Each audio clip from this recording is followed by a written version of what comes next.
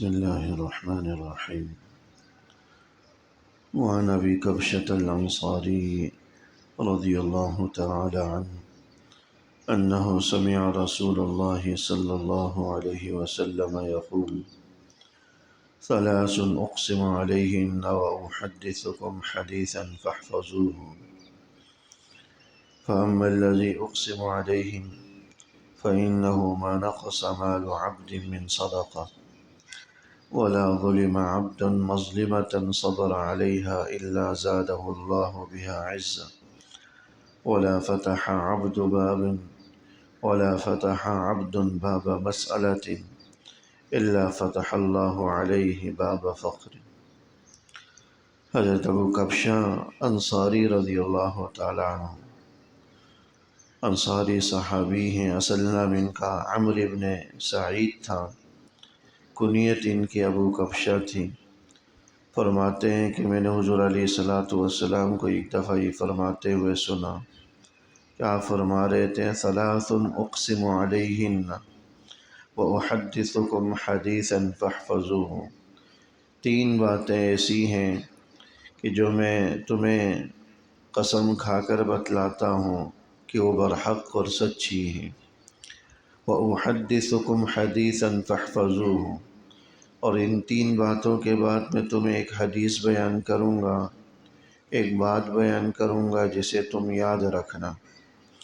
وہ تین باتیں جو میں قسم کھا کر بیان کر سکتا ہوں کہ برحق اور سچی ہیں، وہ کون کون سی ہیں؟ فَإِنَّهُ مَا نَقَصَ مَالُ عَبْدٍ مِّن صَدَقَةٍ، یعنی حضور علیہ السلام یہ تین باتیں قسم کھا کر ارشاد فرما رہے ہیں، جن میں سب سے پہلی بات یہ ہے کہ مَا نَقَصَ مَالُ عَبْدٍ مِّن صَدَقَةٍ، صدقے سے آدمی کے مال میں ذرہ برابر بھی کمی نہیں ہوتی۔ صدقہ خواہ نفلی صدقہ ہو یا واجب صدقہ یعنی زکوٰۃ وغیرہ، اس سے مال میں کوئی کمی نہیں ہوتی، بلکہ مال کے اندر اضافہ ہوتا ہے۔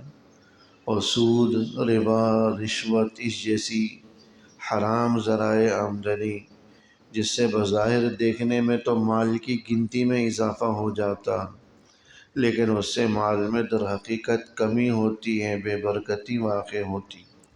یہ مضمون تو قرآن کریم میں بھی اللہ جل شانہ نے بیان فرمایا: یمحق اللہ الربا ویربی الصدقات، اللہ سود کو گھٹاتا ہے اور صدقات کو بڑھاتا ہے۔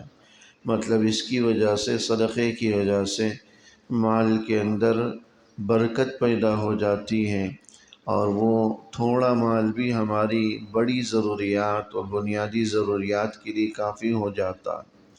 جبکہ جو مال برکت سے محروم ہو، حرام مال ہو، یا اس کا صدقہ نہ نکالا گیا ہو، تو اللہ اس مال میں سے برکت کو اٹھا دیتے ہیں۔ وہ تعداد میں، گنتی میں تو زیادہ ہوتا ہے، لیکن اس سے ہماری اپنی ضروریات تک بھی پوری نہیں ہو پاتی۔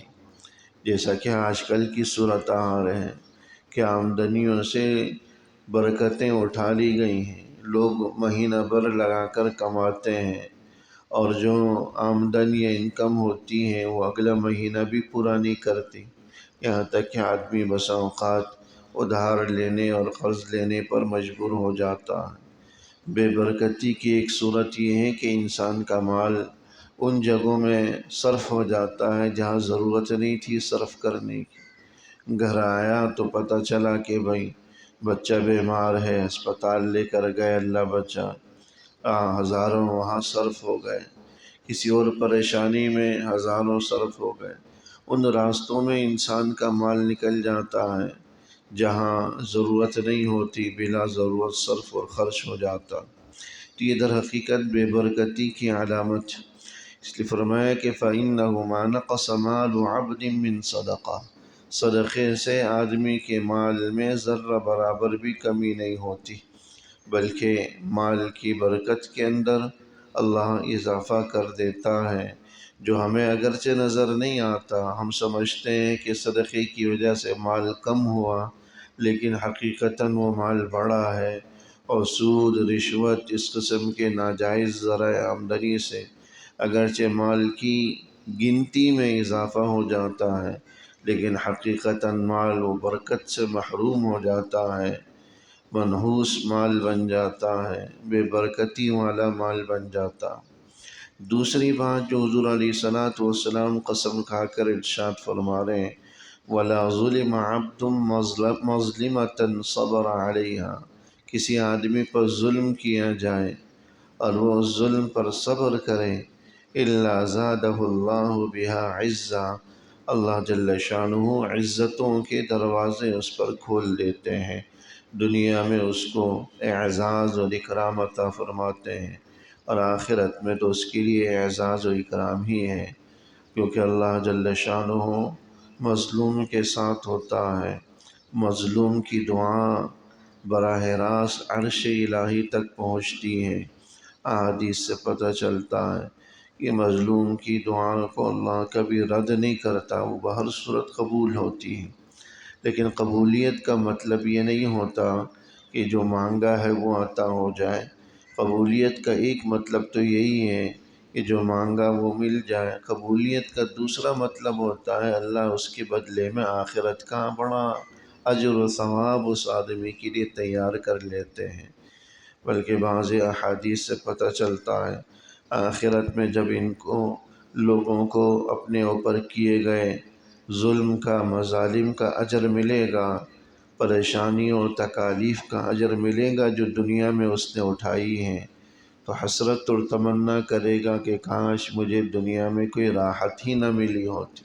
تو اصل تو آخرت، دنیا کی ہر تکلیف عارضی ہے، ہر پریشانی وقتی ہے، ہر ظلم ایک حد تک رہتا ہے، تاریکی آتی ہیں لیکن پھر دن کا اجالا بھی ہوتا ہے۔ لیکن آخرت میں جو اللہ جل شانہ نے ان کے لیے اجر و ثواب تیار کر رکھا ہے، وہ ایسا ہے جس کا ہم تصور بھی نہیں کر سکتے۔ آج ہم ایمان والوں پر، مسلمانوں پر جو مظالم ڈھائے جا رہے ہیں، یقیناً بڑے صدمے اور افسوس کے ہیں۔ ان پر انسان کو حتی المقدور آواز بلند کرنی چاہیے، ان کے لیے دعاؤں کا اہتمام ہو اور مالی مدد معاونت کا اہتمام ہو، اور تیسرے نمبر پر معاشی اعتبار سے یہ یہود و نصارہ کی مصنوعات کا بائیکاٹ ہو۔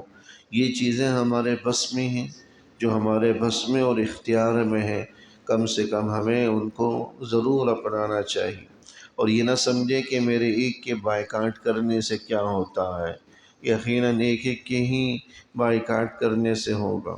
اور افسوس کے ساتھ یہ کہنا پڑتا ہے، ایک طرف تو لوگ یہ کہتے ہیں کہ بھئی مسلمان ان مظلوموں کا ساتھ کیوں نہیں دیتے، اور دوسری طرف ہے یہی مسلمان ہیں جو معاشی اعتبار سے یہود و نصارہ کی مصنوعات کا بائیکاٹ کرنے کو تیار ہی نہیں ہے۔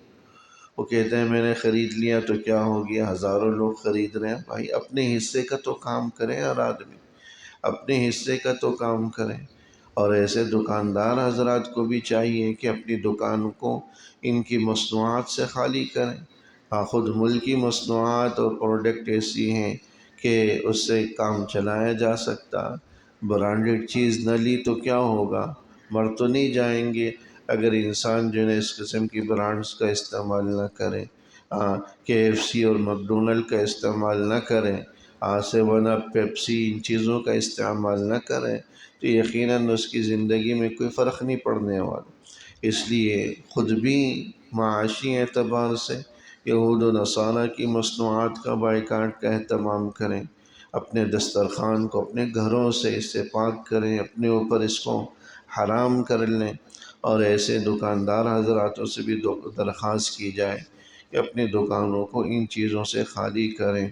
اللہ جل شانہ ان مظلوموں کا ساتھ دے، یقیناً یہ ظلم ان پر عارضی ہے، آخرت میں اللہ نے جو کچھ ان کے لیے تیار کر رکھا ہے وہ ان کی سوچ سے بھی کہیں زیادہ ہوگا۔ ادھر حقیقت جو ہے امتحان ان لوگوں کا نہیں، ہم سمجھ رہے ہوتے ہیں غزہ کے مظلوم مسلمان بڑی آزمائش اور امتحان سے گزر رہے ہیں، امتحان اور آزمائش تو در حقیقت ہماری ہے، وہ تو بیچارے ظلم سہ رہے ہیں، اللہ نے آخرت کے لیے یقیناً ان کے لیے بڑا اجر تیار کر رکھا ہے، وہ تو کامیاب ہو جائیں گے، جو شہید ہو گئے وہ کامیاب ہو گئے، جو شہید ہو گئے وہ مرتبہ پا گئے، جنہوں نے ظلم ڈھہ لیا، ظلم برداشت کر لیا، صبر کر لیا، انہوں نے بھی مرتبہ پا لیا۔ ہمارا کیا بنے گا؟ ہم جو ان مظالم پر خاموش ہیں، ہم جو ان مظالم پر چپ ہیں، ہم جو آواز بلند نہیں کر رہے، ان کا ساتھ نہیں دے رہے، تو در حقیقت آزمائش اور امتحان ہماری ہیں، ان کی نہیں۔ ہم اس آزمائش اور امتحان پر یقیناً جو ہے نا پورا نہیں اتر پا رہے۔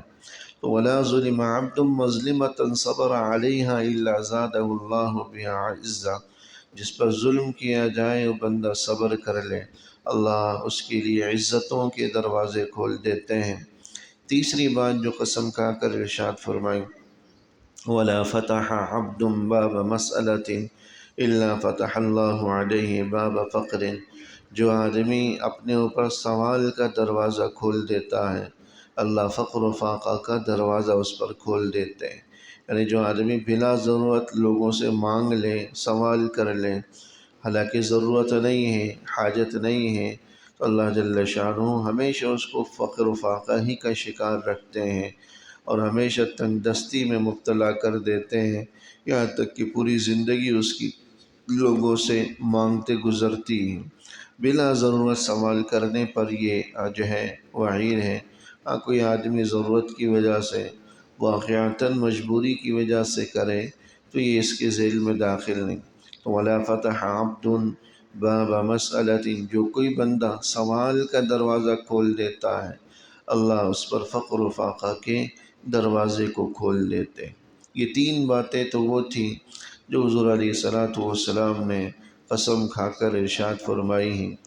آگے حضور علیہ السلام نے جو بات بیان کی، یہ جو حدیث بیان کی، جس کے اندر 4 آدمیوں کا ذکر ہے، انشاءاللہ اس حصے کو اگلے درس میں عرض کیا جائے گا۔ اللہ جل شانہ عمل کرنے کی توفیق نصیب فرمائے۔ ربنا تقبل منا انك انت السميع العليم وتب علينا انك انت التواب، وصلى الله تعالى على خير خلقه محمد وعلى اله وصحبه اجمعين، آمين برحمتك۔